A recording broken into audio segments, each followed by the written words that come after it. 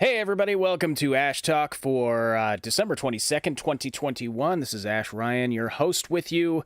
This is the community-focused Triple S League show where we talk about the stories that you've been discussing on the Discord server, plus some other big stuff that's going on in gaming news, and we want to hear your thoughts on it in the live chat.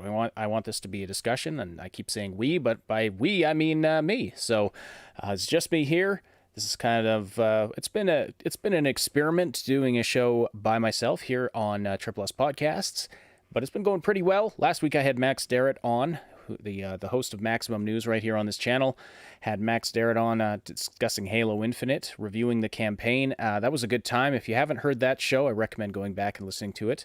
We had a really good discussion about it, and actually I turned the Halo Infinite part of last week's stream into its own video on the main Triple S League channel. If you're not subscribed over there, definitely subscribe over there for different kinds of content, as well as subscribing here for podcasts and other news type content right here on Triple S Podcasts. And of course, if you're not a part of the Discord server, join up, be part of the discussion, take part in the memes. So memes of the week are coming back this week. And we have, I asked for Christmas memes this time around, and Polly's was happy to oblige. I think he's the only one that actually gave me some Christmas memes. But anyway, we've got some fun memes to look at later, and I'll just get into some minor stories as I get things started here. So, we all know Henry Cavill's a big nerd. And that's pretty awesome. He's into video games and quite enjoys painting Warhammer miniatures, and then trying to explain that Warhammer is not Warcraft to various TV hosts and stuff like that. But anyway, apparently he now wants to do a Red Dead Redemption thing, or be in a Red Dead Redemption movie adaptation of some sort. So let's see. So Cavill spoke to Game Reactor during a red carpet premiere for The Witcher Season 2. I didn't know they did premieres for TV series. That's interesting. And they asked him which video games he'd want to do a Netflix movie or series for, and he responded, well, that's a tricky one because you're tying both an IP and a company together, which is a tricky thing to do, so I certainly don't want to put myself in any corners with that. But there are plenty of games out there. I've actually started playing Red Dead Redemption 2. I know I'm a little bit late to the party, but I started playing it and I'm really enjoying it. And so something like that I think would be fun to turn into a movie. So that's interesting. And I think so there's rumors of a Mass Effect series, and he wanted to have a conversation about that. Warhammer, of course, is a passion of his, and obviously he's in the Witcher series. Well, I guess he could do all the things. And I'd be happy with that. I thought he was really good as Geralt in The Witcher. Now he wants to be in Star Wars too, hey? Says Polly's in the live chat. That'd be interesting. So anyway, I like Henry Cavill as an actor. Definitely would be interested to see him in more things. But I'd love to see more video game adaptations of things that are done really well. As long as it has it's a good story, kind of stands on its own as a series. As a series or as a standalone movie, something like that. And there's a lot of good stories there that could be adapted in positive ways. Yeah, it just needs to be done by people who care about the source material. And here we have an actor who really cares about the source material. I was reading through this, and he says he likes it when things stick to as closely to the source material as possible, and so I appreciate that. All right, it's looking like the next Mass Effect game could be made in the Unreal Engine, which would be a shift back to the way things used to be after the disaster that was Mass Effect Andromeda, which of course was made in Frostbite, and other games from BioWare that were made in what was Dragon Age made in? Let's see. So like the Frostbite engine has been blamed for some of Mass Effect Andromeda's problems, but BioWare is now, they have a job listing out for an associate technical director saying BioWare is hiring talented programmers with Unreal Engine 4 and 5 experience. Come join our team and work with us on the next Mass Effect game. A job listing for a franchise director now taken down was described as the most senior engineering lead on the next installment of BioWare's acclaimed Mass Effect franchise, and included a note that experience with Unreal Engine 4 Plus is an asset. Even though the EA boilerplate at the top of the listing said our teams drive innovation using cutting-edge tech and tools such as the Frostbite engine. So who knows? They are looking for people with Unreal Engine experience, and that could be a signal that they realized that it was a mistake to try and use Frostbite for everything. I mean, if they made that, if they went back to Unreal for the next Mass Effect, that would probably be a really good thing.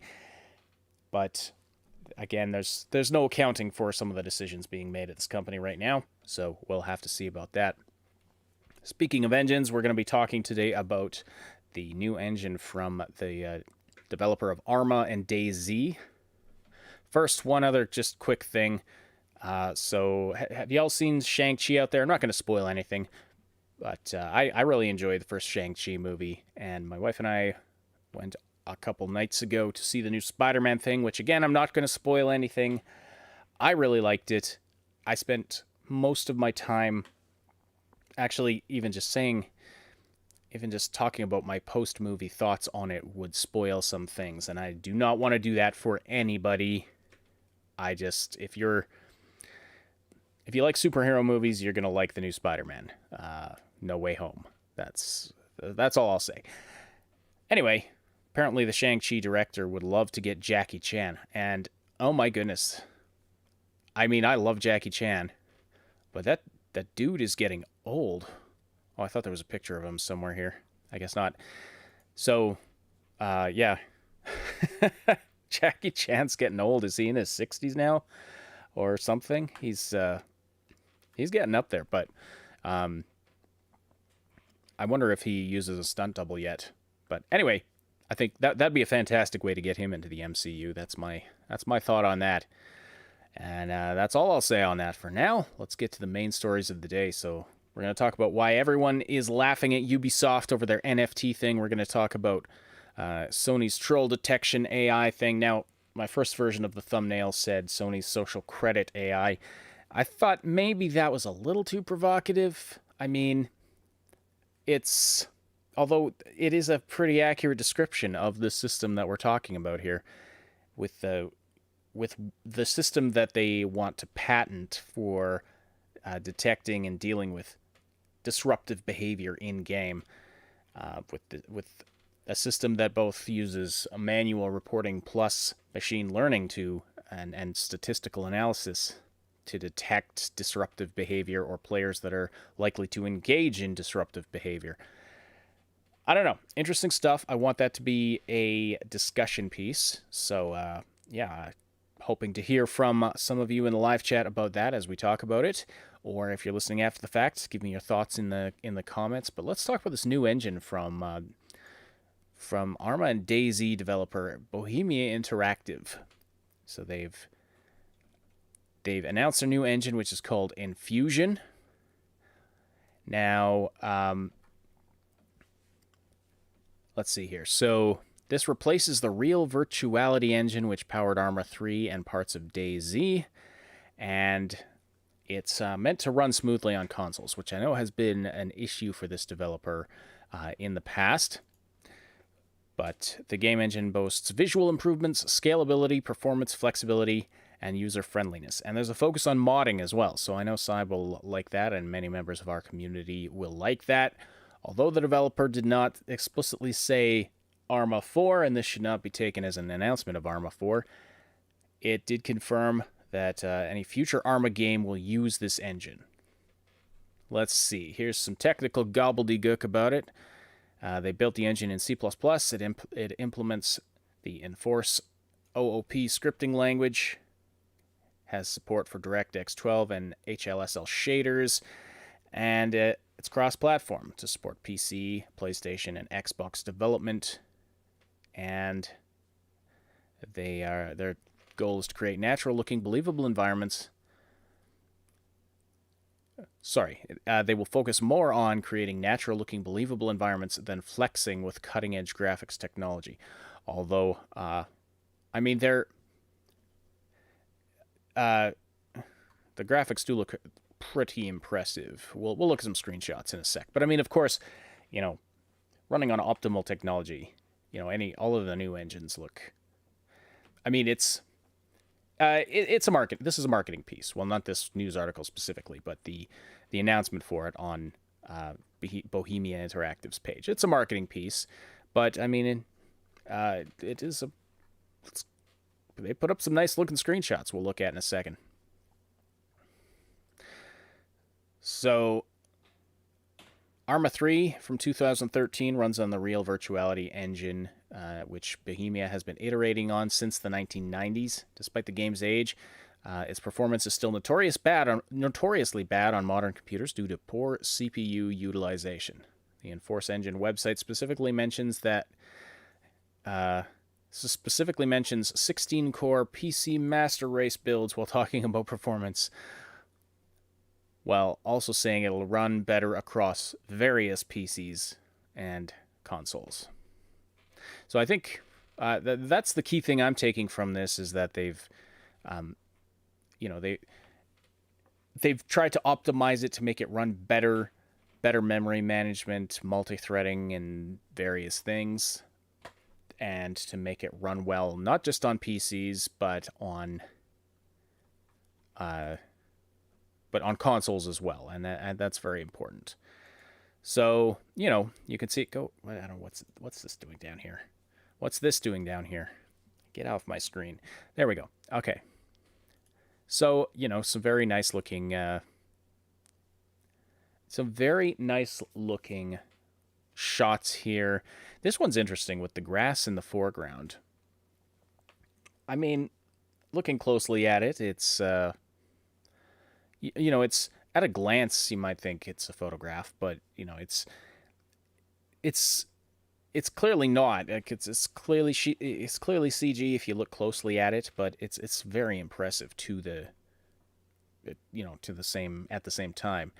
And that you can that you can zoom right in on these blades of grass it's pretty interesting, and scalability being one of the things they mention in the announcement. That you can have these big vast landscapes rendered very beautifully, but you can also zoom into small blades of grass and things and have it look great. I think that's an aspect of newer engines that I'm really liking. Because that's always, that's an immersion breaking aspect of it. And here you see with the dandelions and the flowers. This just looks really amazing. I don't know what's up with the clouds. The clouds look. the clouds have that weird texture on them that looks very strange. So you can tell that kind of breaks it. But, the water and the grass and stuff here looks really, really good. And, if we get to the point where you can zoom in on something, like you can zoom in on a flower with your sniper rifle, and it looks really good, it still looks like a high-res model, that's one of those extra immersion things that I think newer games are going to have, that's going to just bring a lot of extra flavor. Here, the sky looks fake as crap, but still looks really nice. So yeah, they got some work to do on their skybox, I guess. The clouds here and then the moon and stars don't look really very good at all. But the landscape looks really nice. The vehicles look really nice. Of course, you can't see them close up here, but yeah. So if you're a fan of Bohemia Interactive's games, that's probably some good news for you. Polly says, me plays a Sony game, drops a grenade on some NPC group for lulz, gets banned by social credit algorithm for racism because those NPCs were not white. All right, let's talk about what Sony's doing. That's what Polly's is making a joke about here. So, PlayStation/Sony is trying to patent a system that will detect trolls and disruptive behavior in games, specifically multiplayer games. And looking at what the patent actually says, which I've got on the screen here right now. Oh, my session is timed out, or the server was restarted and could not complete your request. Uh-oh, they know we're talking about them. Let me see if I can bring this up again. So, here's the abstract of what I guess is the patent application. Like, this patent hasn't been, it's not finalized yet. I guess they've applied to patent this. Disruptive behavior events are identified within an online gaming system. Players responsible for the identified disruptive behavior events are verified. A behavioral designation is applied to players in the online gaming system. The behavioral designation indicates whether or not a player is verified as responsible for one or more of the identified disruptive behavior events. Current real-time player behavior demographic data, this is worded very strangely, just because I guess they have to be they have to word things in a very specific technical way for this. Current real-time player behavior demographic data is generated for a specific game space using the behavioral designations applied to players associated with a specific game space, etc., etc., etc. Also, player behavioral profiles enable tracking of player-specific behavior, preferences, and events. Bottom line, the tracking what you do, they want to match up players with disruptive behavior, and when you get into the meat of what they talk about here, it talks about both a manual reporting system, players reporting players, and then I don't know what the verification process would be, but they do talk about using also machine learning to identify when disruptive behavior is happening, but also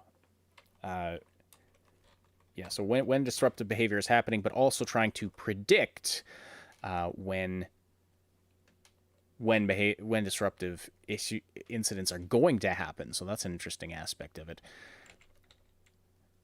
So there's a paragraph that I want to read here that discusses what is disruptive behavior. So a disruptive behavior is essentially any behavior that violates the code of conduct of the gaming system, of the gaming system provider, and or that disrupts normal and fair gameplay. For example, disruptive behavior includes offensive communication over voice chat and or text chat, or through the use of emoticons, or by any other communicative means. Disruptive behavior also includes abuse of game mechanics and actions, such as inappropriate game actions, not completing in-game tasks when required, or causing an in-game entity to die or be eliminated on purpose. So, this is where things get... I have a lot of questions about this, because this sounds... abuse of a game mechanic is highly subjective. I mean, you can use the mechanics in Halo Infinite, just bringing that up off the top of my head to just because I've been playing it a lot recently. You can abuse those mechanics to launch a car into the air and then use your grapple shot to hook to it and then just send yourself flying across the map. I don't know if you can do that in the multiplayer or not, but you can definitely do that in the single player, like in the campaign portion of it. Is that abuse of the game mechanics, or is that just sort of, is that unintended use? Is that emergent gameplay, as it were? So, if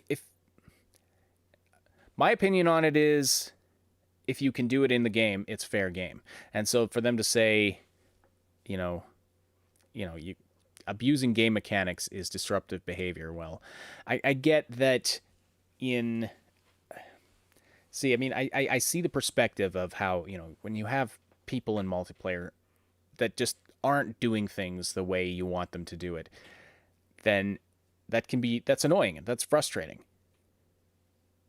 But are you going to, assign a score to somebody for just not being a team player? Like, is this the direction we're going in? Not completing an in-game task when required. Like, how are they going to assess that? How are they going to assess that you you could have done the thing but you didn't just because you're trying to be a troll? Is it statistical data? Are they just seeing that you're, doing this again and again and again? What if you just don't know what you're supposed to be doing? I mean, I have a lot of questions about this. Obviously, we're not going to get answers to these questions right now. But causing an in-game entity to die or be eliminated on purpose. I mean, I don't know. I mean, if you're not supposed to do that, then why is it allowed? Like, why do the game mechanics allow you to do certain things? I don't know. I mean, I'm sure somebody could bring up an example, but I guess it comes down to if it's allowed in the game, why should it not, it seems very subjective. It's like, okay, you're not playing the game properly. We've talked about this a lot on previous podcasts. It's like, you're not playing the game properly. Now, I realize it's different in multiplayer than in single player. In a single player game, you can do whatever the hell you want. You're not affecting anybody else. In multiplayer, you are affecting somebody else's experience. But I just feel like there's a high possibility of this being abused. And what's to say the trolls and disruptive people aren't going to figure out how to game this AI system? I mean, how long was it before, we had a Twitter bot that, was supposed to learn it was supposed to use machine learning to just learn to converse naturally with people, and then it started saying pro-Nazi stuff. I mean, these these things can go wrong really fast. So, it's lots of question marks about this. So disruptive behavior also includes abusive player-to-player interactions and griefing, such as tripping, blocking, killing, sabotaging, and spying, among others. Spying? Like, what does that mean in this context? What does it mean, spying? Going to the enemy base and looking around with a sniper rifle? Or do you mean like someone's playing on Twitch and you're stream spying? Like, yeah. What does this mean? Abuse, harassment, or stalking of another player. I mean, if we're talking about like your real life stalking now somebody, then of course that's completely unacceptable. And the thing is, I mean, these games already have code of conduct. They have codes of conduct that already say, this stuff's not allowed. The question is, how do you enforce it, right? So they go through a lot of, transmission of content that is offensive, hateful, vulgar, offensive, libelous, defamation, threatening, stuff like that. Organizing a hate group, like all this stuff is already bannable. These are bannable offenses in most cases. But again, yeah, it's where do you enforce it? So, what's this AI system going to do? Is it going to be listening on all of the voice conversations? Is it going to be, analyzing chat? And if so, how is it different than the tools they already have in place, I guess, is my question. Action that is disruptive to the normal flow of chat or gameplay as determined by the online gaming system provider / authority, including uploading, posting, streaming, or transmitting any unsolicited or unauthorized material, including junk mail, spam, excessive stuff. Okay. I don't know. Wouldn't it be better to just allow people to block other players. I don't know. There's another graphic here somewhere.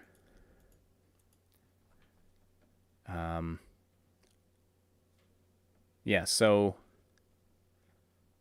I don't know what all of this means, but it says here number of disruptors, number of players, disruption probability 6%, disruptor density 6 of 100, average behavior score 87. So this looks like it's kind of statistics for a game session. That so because one of the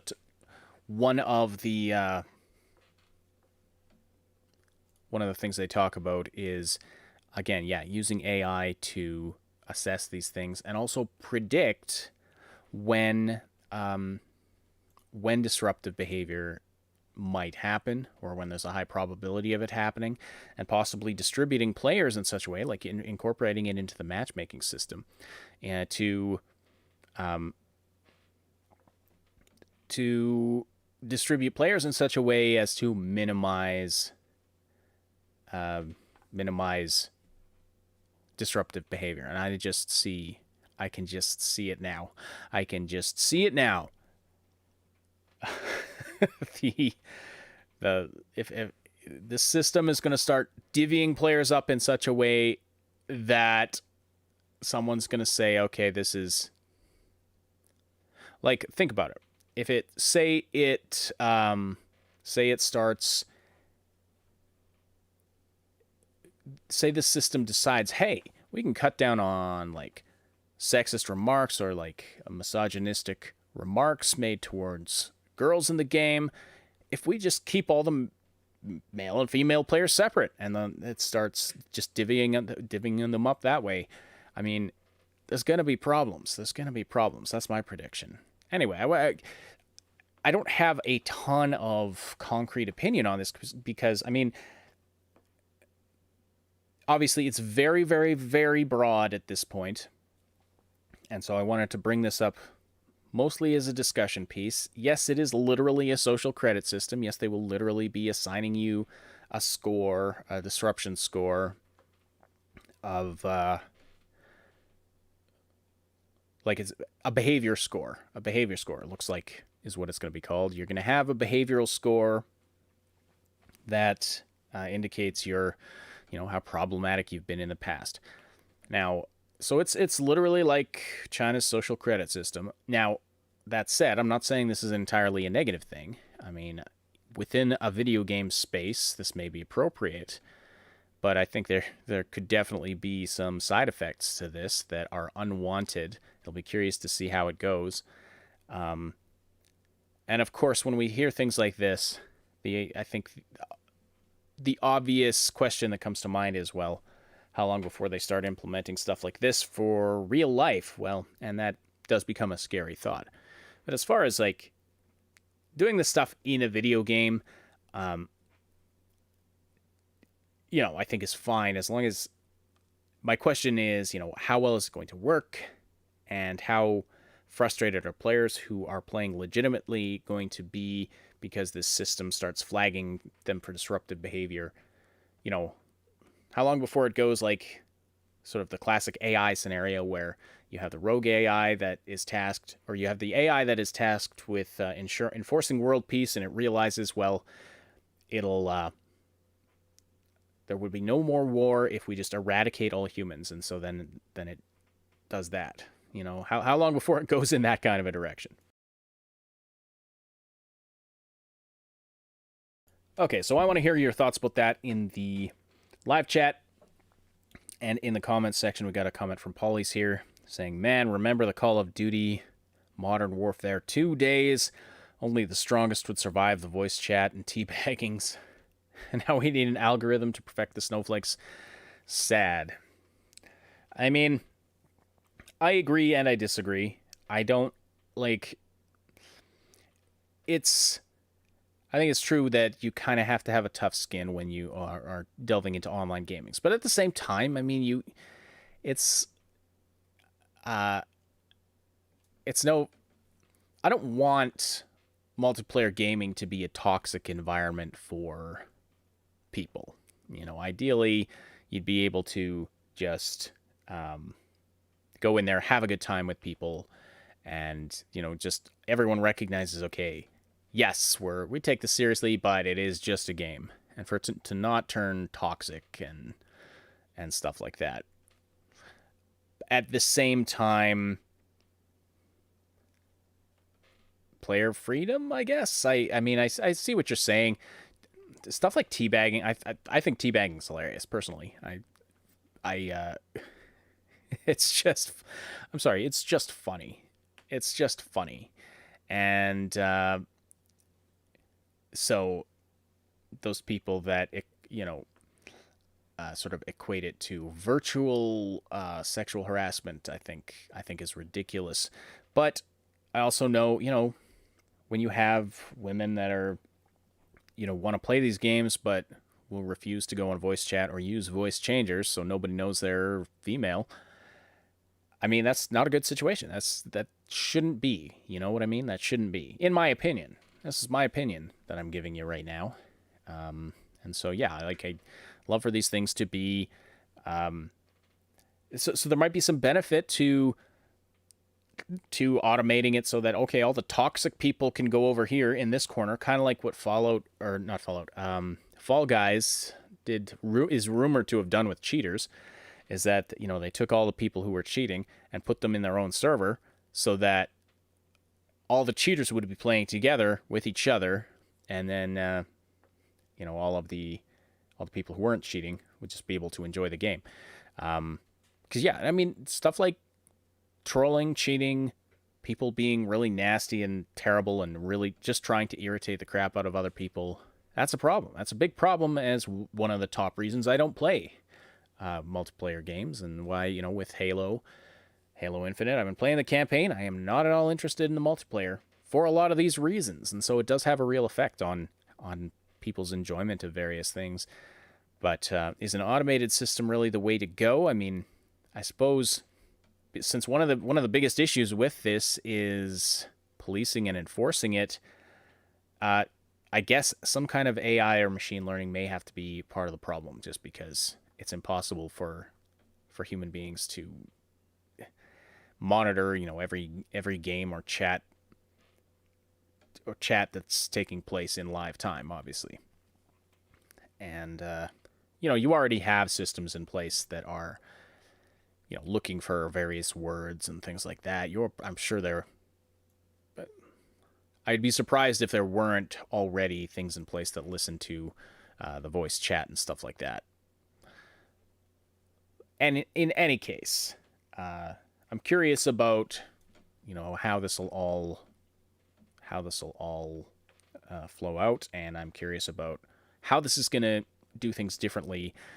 It's than what's been done in the past. I guess the predictive element is where I get a little nervous, where they say, okay, we're going to, the machine will be able to predict where there's a high likelihood of disruptive events happening. And yeah, that's what I'm most curious about. Yes, we did have there is a spam bot in the chat. We'll just hang on. Why can't I just block this thing? Okay. All right, they gone. So, okay, let's talk about. We've talked about that for quite a long time now. Okay, there's a story. I kept tossing up if I actually want to talk about this or not. I don't know, because it's just insane, and it's literally what it sounds like: an argument over Diablo loot ends in a fatal shooting. You know what? Let's skip that for the time being. It's kind of just a random story, and it's tragic, but it's like, seriously, how do... Oh, they're back again. How do you... Okay. Yes. We'll just remove that. Okay, sorry about that. So, Ubisoft. Well, drum roll. How many NFTs did Ubisoft sell? Well, it sounds like as of, when was this published? This story here. Just a couple days ago. It sounds like Ubisoft Quartz Ghost Recon NFTs appear to have made just $400 total. I like this reading mode, but then they hide like the graphics and stuff that I want to see. But then when I'm out of reading mode, I get all this garbage on my screen. Go away, go away.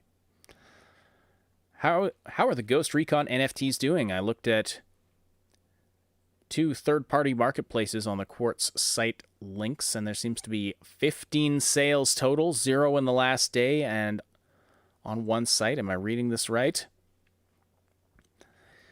This is why everybody's laughing at Ubisoft. And I think, I mean, I wasn't sure how well these things would be selling.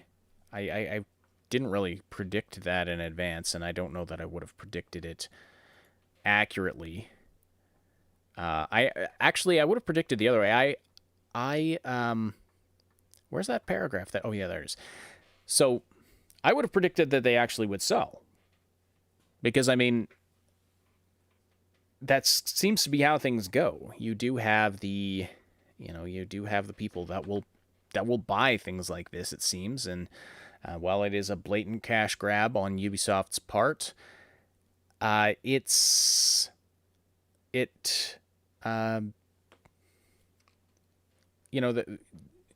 so much in gaming that is a blatant cash grab, and that it appears, but people buy into this stuff in any case. But Ubisoft Quartz partnered with Tezos for this project. In its currency, the Tezon reveals that the entire volume of Ubisoft Quartz right now is,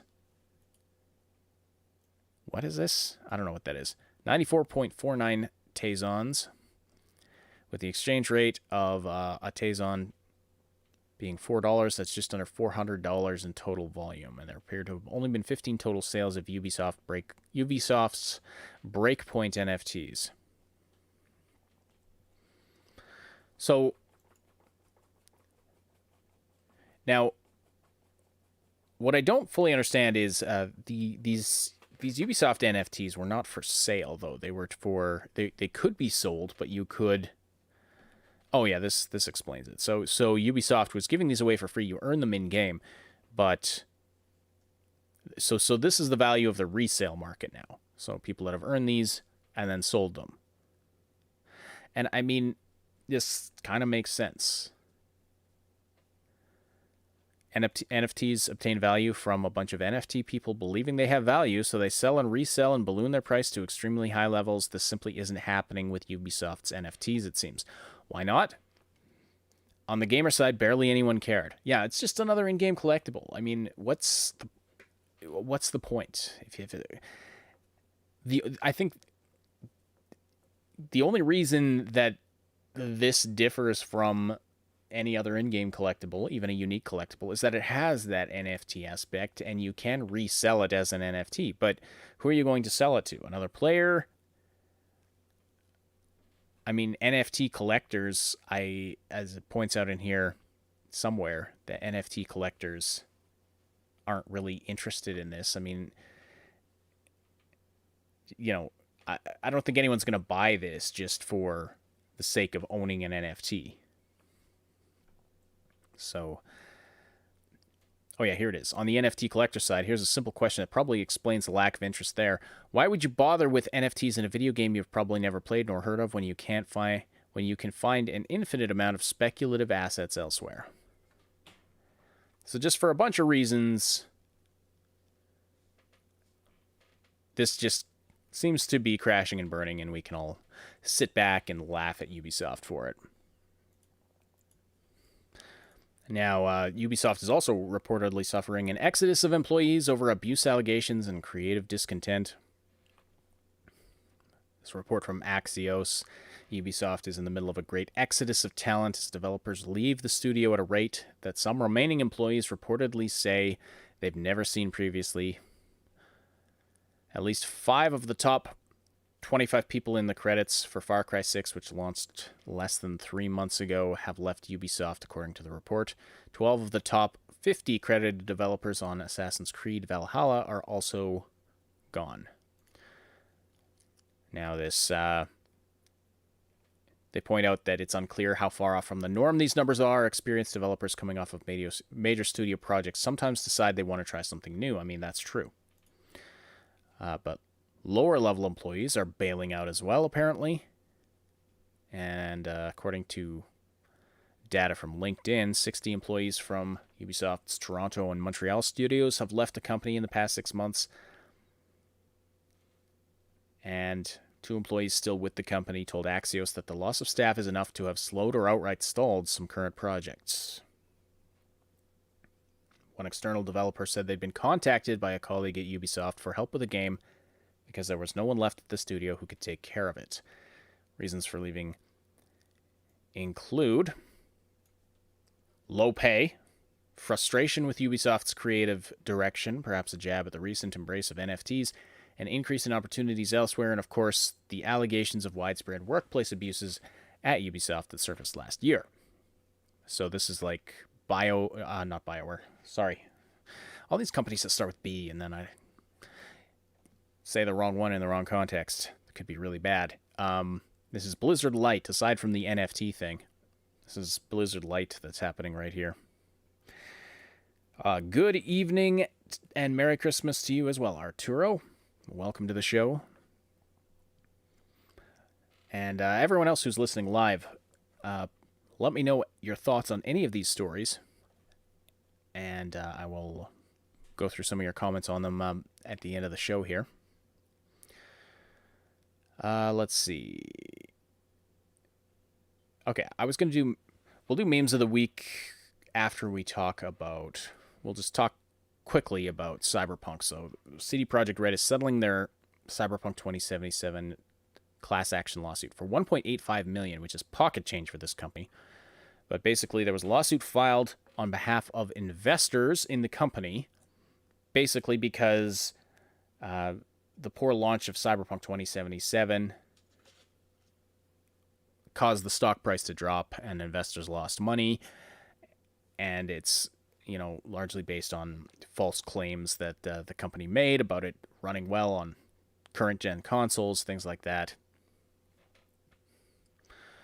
$1.85 million, which again, this is pocket change for this company, which, let's see here. In 2020, it was the most valuable video game company in all of Europe with a market valuation of more than $8.1 billion. And that was, I don't know what it's at now, but,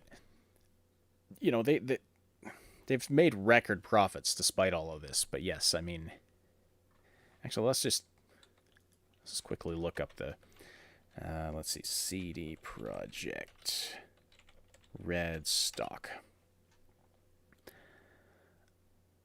And let's look at, 1 year. So it is,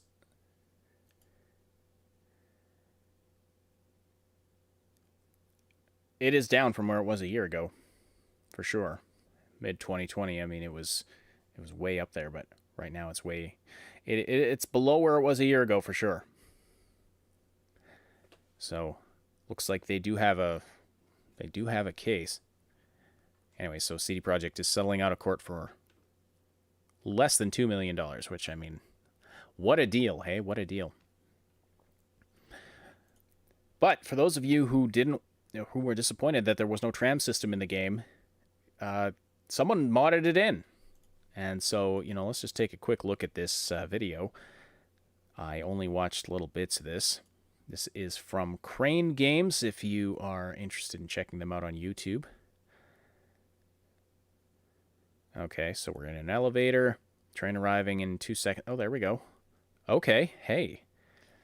Night City train. And now we've got a third-person view. Here, I might as well full screen that.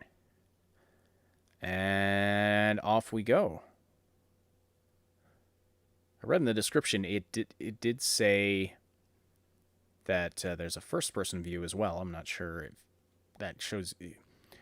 I don't know what that means. Like, can you see the inside of the train? Oh, you can! Holy crap, there it is. Oh, that's pretty sweet.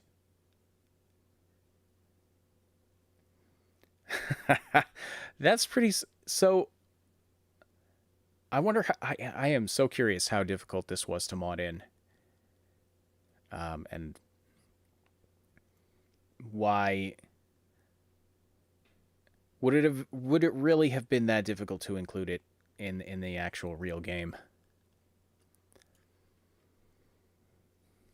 So yeah, so it just incorporates seamlessly. You've got the calls coming in. You see you're talking to Ray is there in the top left. The only thing I don't like about this is that the tracks look really plain. But anyway, are the tracks new? Someone let me know. Are the tracks actually, what the heck is that sitting on the tracks there?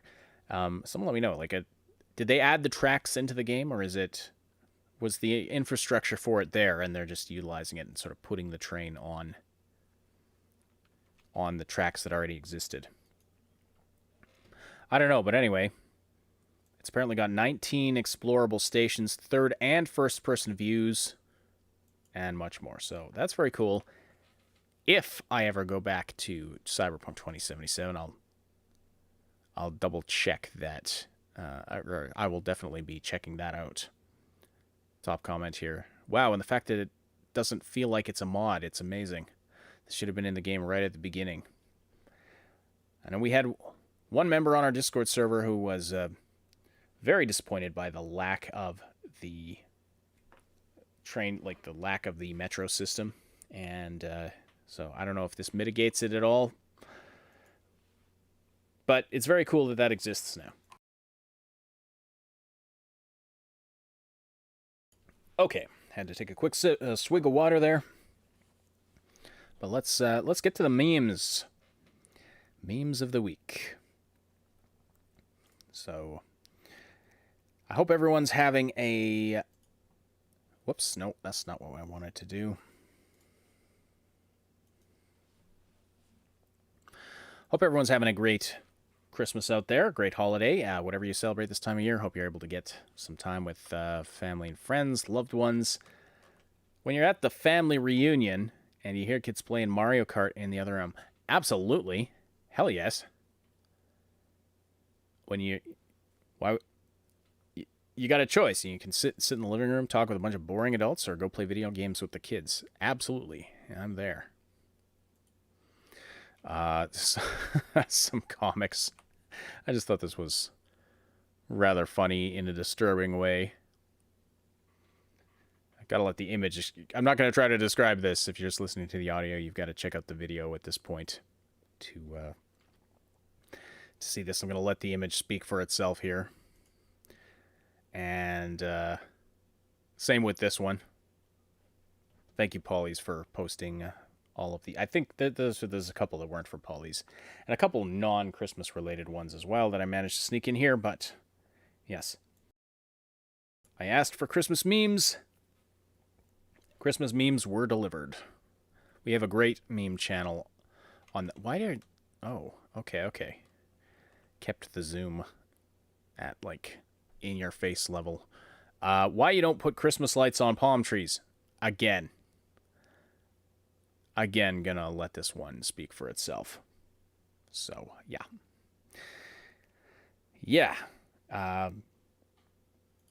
Words do not do it justice. Dear Santa, I want a baby brother for Christmas. Love, Sarah. Santa's like, okay, this is your domain, Johnny the Elf. Last frame. So he's poking holes in the condom. Well, I mean, let it never be said that Santa doesn't get the job done, am I right? This is terrible, terrible decoration placement. I agree. The feng shui is just completely off here. Completely off. He sees you when you're sleeping. He knows when you're awake. He knows if you've been bad or good. So I would like to introduce the new director of the NSA, Santa Claus. All right, a couple of non-Christmas related ones that just made me laugh as I was scrolling through. Cop, you were driving on the wrong side of the road. Sorry, I'm English, says the driver. Cop. It's the wrong side of the road you was driving down, ain't it? Love it. Absolutely love it. This one, sorry, I laughed out loud so hard at this one. Resurrection spell. 7th level necromancy. Casting time 1 hour. Range touch. Components. You know, all the stuff you need for casting the spell. The spell closes all mortal wounds and restores any missing body parts. So, if you're resurrecting someone who's Jewish, that might be a problem. So thanks for those memes, Paulies, and everyone else who posted them. We do have a great meme channel on our Discord server. So let's see here. Yeah, so, I mean, last week before, well, just a few days to Christmas, last week, or second last week of the year, lots of people busy, probably working, so it's been a slower day in the live chat today, but if you are listening after the fact, I want to hear your comments below about any of the topics we talked about here today. Really appreciate that, and of course, slam that like button if you appreciate this content. And for those of you who went to the different link at the beginning because of my false start, I apologize for that, and thanks for bearing with me. Had a little technical issue, had to restart the stream today. But yeah, thanks for sticking with us for the show today. I was going to go a little longer because I started late due to that false start, but sort of run out of stuff to talk about. So if there's anything you in the live chat want to bring up during the last few minutes of the show here, I'm definitely open to that. But yeah, there hasn't been a ton of comments today, which again is understandable with it being the holidays and all. You know what? Yeah, I was going to talk about that, but you know what? I don't want to talk about that. I don't want to talk about somebody getting shot over an argument about Diablo loot, especially since, yeah, just it's not a good story. Not a good story. If you're curious about it, you're welcome to go look it up, of course. Stalker. Oh, yes, we should retouch on that. Stalker canceled its NFTs after Backlash, and it did not take long at all. Like it was really fast. It was really fast. In fact, I think it happened even before we talked about it last week. I talked about that with Max as well. The Stalker 2 NFTs. But the backlash was so great on that one that they canceled that real fast. And I think it might have even been canceled before most people were reporting that it was happening in the first place. That's how fast it got canceled. So that's a good sign. It was, again, it's just not a good look right now. And I think NFTs in gaming, fairly or unfairly, are just, they've got a negative association right now, and I think that is largely deserved because it is looking like a cash grab. Could there be a role for NFTs in gaming that is more legit and that isn't just a corporate greed scheme?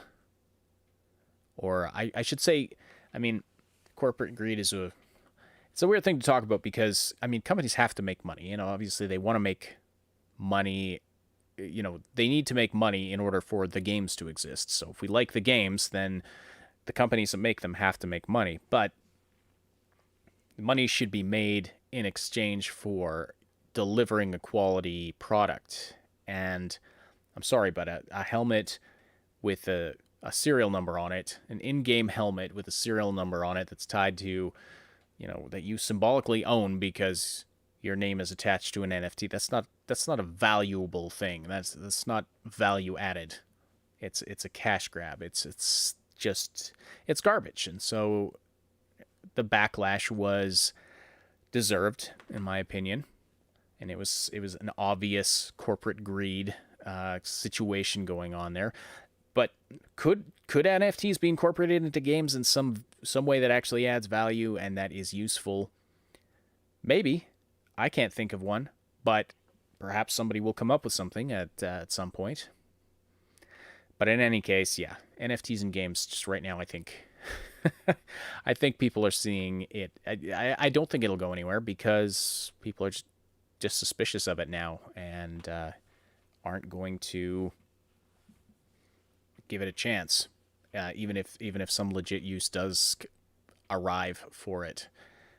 I mean, we'll see, but and again, I'm not saying I'm predicting that there will be some legitimate use for NFTs in games, but like I said, I can't think of one. Like, what would the point be other than, say, incorporating a cryptocurrency into the game that's like real money, which I don't think that would fly very well either. Let's see here. Polly says, Ash, I think you should give Stalker 2 a go as it comes out. I'm very interested in Stalker 2. I will definitely check that one out if I have the time at the time of release, which when is that supposed to come out anyway? Sometime in 2022, right? Stalker 2 release date. April of 2022, April 28th. So a few months from now. Yeah, I will definitely check that one out. Again, assuming things aren't too crazy at that time. Also, Star Citizen posted an update video. It's still in alpha. Well, big surprise there, am I right? Let's see, Star Citizen. Is that the game that's been in alpha for, like, years now? I'm not sure. That's, yeah, I'm not up on my I might be thinking of a different game. I'm not up on my Star Citizen lore, real world lore. Oh yeah, pre-production of the game started in 2010 with production starting in 2011. So it's been in development / alpha for 10 years. Holy shit, man. Crazy. The most expensive alpha cache scam. Yeah. Well, I'll be interested in that one if and when they actually deliver something concrete. Other than that, I'm as interested in it as I am in NFTs. So, all right, I think we'll leave it at that for today's show. Thank you, everyone, for joining today. Do slam that like button if you appreciated this content. Subscribe for more Maximum News coming up this week. I'm pretty sure there's going to be a Maximum News this week. The schedule might be light next week. I will not be doing this show next week. I'm not sure what Sybe and Max's plans are as far as doing Maximum News or any other streams. But if we do plan anything, of course, keep an eye on the Triple S League Discord server to get all the announcements there. All right, and I'll bid you farewell for now. I hope you all have a great Christmas. Stay safe, have a good time, eat, drink, and be merry, and don't be stupid. And we'll talk to you all very soon.